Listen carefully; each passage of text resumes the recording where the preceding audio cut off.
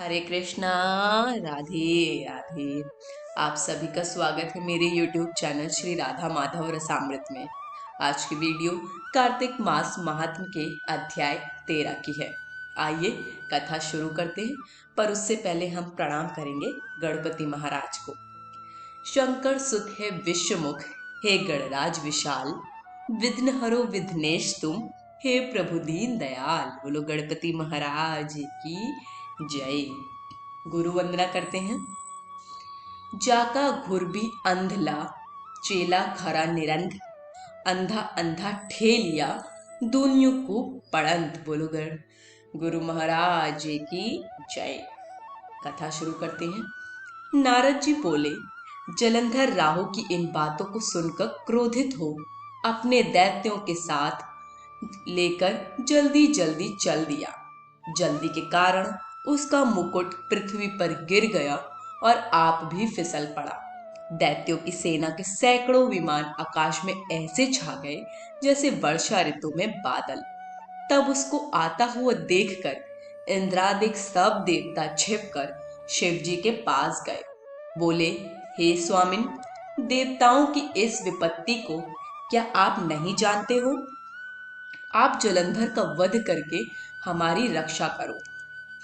इस प्रकार देवताओं के वचनों को सुनकर महादेव जी ने हंसकर विष्णु भगवान को बुलाया और कहा कि आपने संग्राम में जलंधर को क्यों नहीं मारा?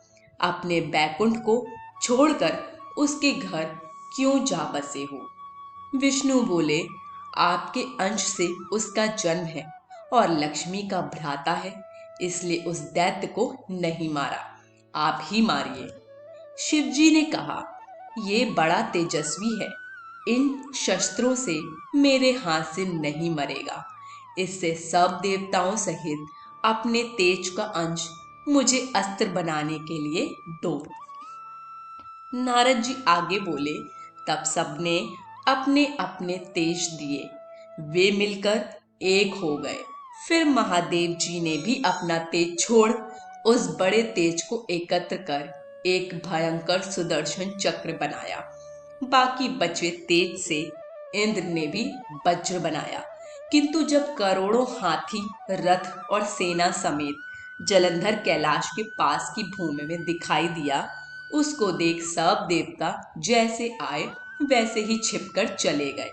शिव जी के गण नंदी, गणेश, स्वामी, कार्तिक आदि सब देवता महादेव जी की आज्ञा से युद्ध के लिए आए। वीरों को प्रसन्न करने वाली भेरी, मृदंग और शंख ध्वनियों तथा हाथी, घोड़ा, रथों के चलने से भूमि कांपने लगी। शक्ति, तोमर, बाण, मूसल, फरसा आदि शस्त्रों से आकाश भर गया। युद्ध में मरे हुए दैत्य को मृत संजीवनी द्वारा शुक्राचार्य बार बार जीवित करने लगे। देवों ने शिव जी के पास जाकर शुक्राचार्य का सब चरित्र कहा।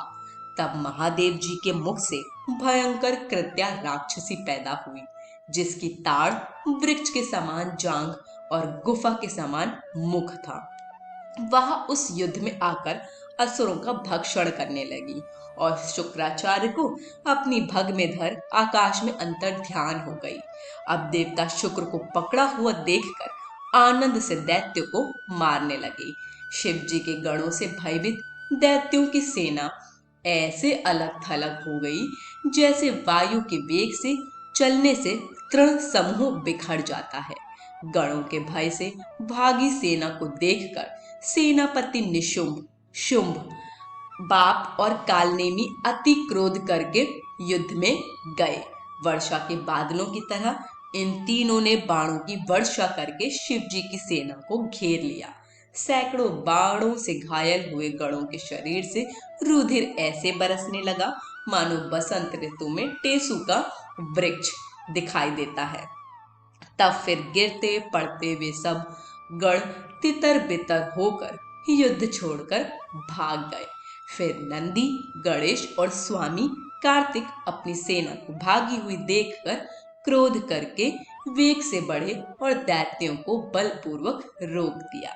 आज की कथा यहीं समाप्त होती है। वीडियो को ज़्यादा से ज़्यादा लाइक शेयर सब्सक्राइब ज़रूर करिएगा।